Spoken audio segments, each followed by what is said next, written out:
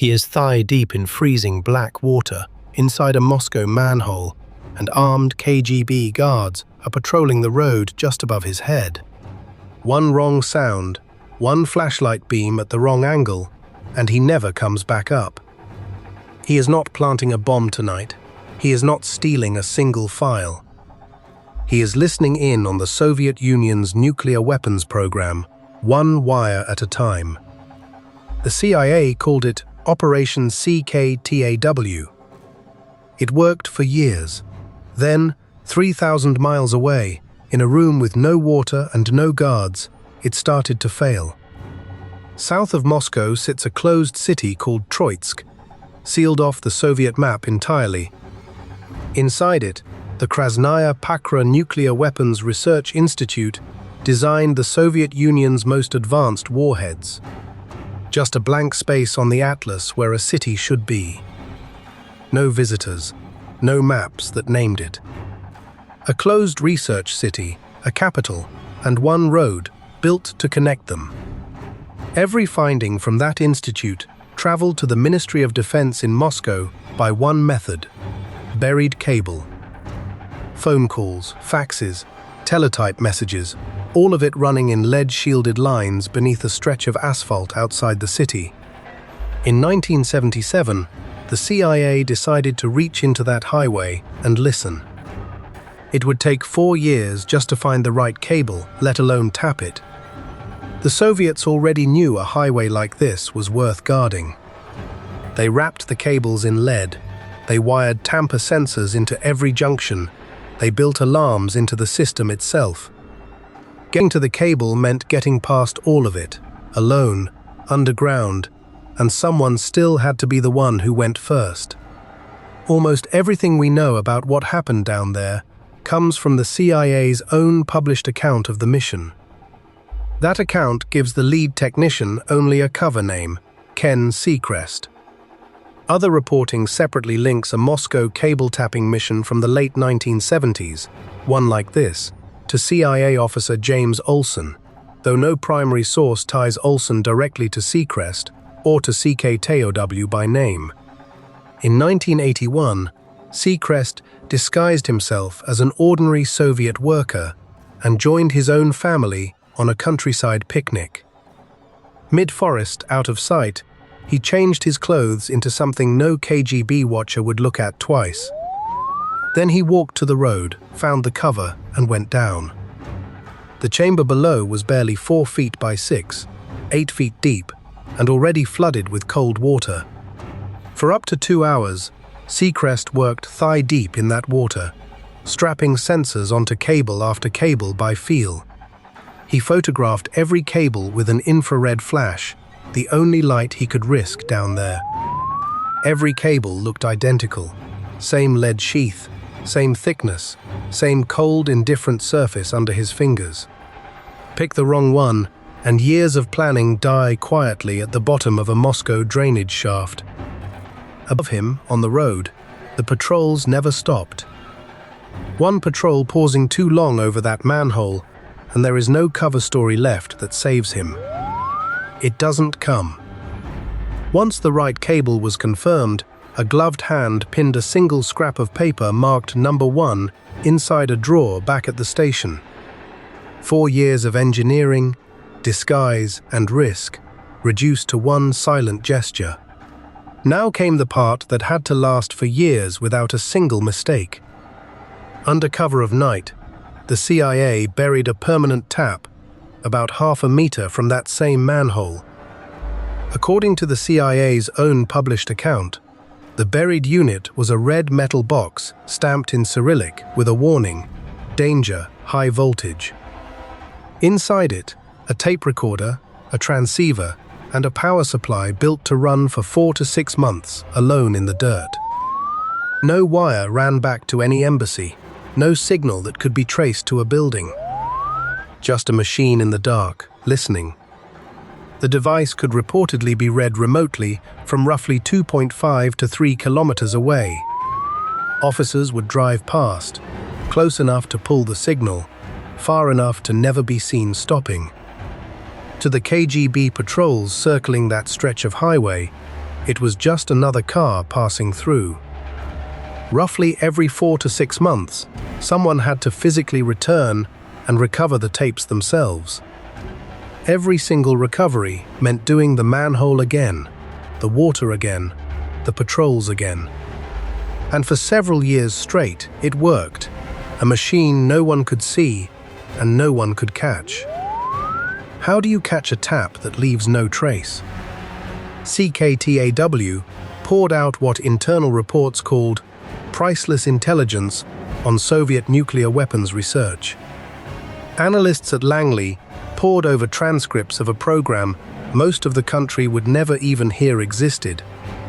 No other Cold War cable tap ever matched what came out of that one buried box. A silent, invisible win, exactly the kind no headline was ever supposed to report. Somewhere on that highway, a manhole sat under the asphalt, doing exactly what it was built to do. Every recovered tape meant one more trip underground for someone, and every trip meant the odds were quietly stacking up. But 3,000 miles away, inside Langley itself, something had already started to rot. Edward Lee Howard had been trained specifically on the CKTAW procedures, prepared for deployment to Moscow himself. Then, in May of 1983, a routine pre-deployment polygraph found drug and alcohol abuse. It found theft. He was fired on the spot. A man who knew exactly where the manhole was, exactly what the red box looked like, walked out the door bitter and unemployed. For a year, nothing happened. Then, in 1984, he traveled to Vienna. A city built for exactly this kind of quiet meeting, full of diplomats, tourists, and men with something to sell. There, Howard made contact with Soviet intelligence and started talking. He told them about the CKTAW tap. He told them where it was. He told them how it worked. Everything Seacrest had risked freezing water and armed patrols to build, sold for a fraction of what it cost. Back in Moscow, the tap kept transmitting, completely unaware it had already been betrayed. The KGB didn't move immediately. They waited and watched and let the Americans believe nothing had changed. In spring of 1985, an officer was sent on a routine mission to recover the tapes. The device signaled tamper indicated, and the officer aborted on the spot, already wondering what that meant back home. That single word could mean 100 things: a burrowing animal, a frost heave, water damage, or the KGB. Weeks later, a second team went back in. This time, the tapes came out. The system itself was dead. CKTAW was shut down for good. Almost the same week, halfway around the world, a different collapse was already underway. On August 1, 1985, a KGB officer named Vitaly Yurchenko defected to the CIA in Rome. He gave up the code name of an American agent working for Moscow, Robert. Somewhere in a KGB file, a name from Vienna had already been written down. Investigators worked backward from that name, and it led straight to Edward Lee Howard. By September, agents were watching his house in Santa Fe, waiting for the order to move in. Yurchenko tip had moved fast, and Howard had far less runway left than he realized. Howard knew exactly what that van meant. So on September 20th, his wife Mary built him a way out. A toilet plunger for a head, a coat hanger for shoulders, his own jacket draped over the frame. A dummy, built at a kitchen table, about to fool the FBI. It didn't need to be convincing for long. It only needed to be convincing at 40 miles an hour, in the dark, from a distance. On the night of September 20 and 21, 1985, Mary drove the car slowly out of the driveway with the dummy buckled into the passenger seat beside her. To the agents watching from the surveillance van, it looked like an ordinary evening drive. The surveillance log that night would note nothing unusual at all. At a sharp turn, out of the van's direct line of sight, Howard rolled out of the moving car. He vanished into the desert on foot, while his own silhouette kept riding calmly in the passenger seat. Behind him, the surveillance van never even slowed down, still trailing a man made of coat hangers. Agents didn't circle back to check the passenger seat for almost an hour. For the FBI, this remains one of the most humiliating tradecraft losses of the entire Cold War. Howard made his way to Albuquerque, then further, staying just ahead of every net they threw. Nearly a year later, on August 7, 1986, Soviet state media confirmed what everyone already suspected. Edward Lee Howard had reached Moscow, and the Soviets had granted him asylum. The country he defected to never gave him the hero's life he seemed to expect when he sold what he knew. He lived there until 2002, when Russian reports said he died from a fall, a broken neck, in Moscow.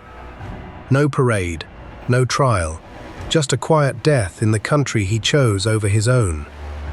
Back where it started, the manhole on that highway still sits under the asphalt today, empty now, its purpose long finished.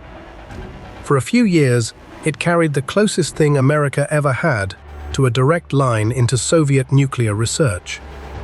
One man built it, alone, in freezing water, under armed watch, and it worked exactly as designed. One man broke it, from 3,000 miles away, for reasons that had nothing to do with the manhole at all. Most Cold War cable tap stories point to Ivy Bells, a submarine crew splicing an undersea line off the Soviet coast. The CIA never needed a submarine for this one. It needed a man calm enough to spend 2 hours in freezing water, a few hundred meters from armed guards. It ended, in the end, not with a Soviet counter-spy, but with a man his own agency had fired first. That, and one man calm enough to build a decoy out of a jacket, a coat hanger, and a toilet plunger. One man spent 2 hours thigh-deep in freezing water to build it.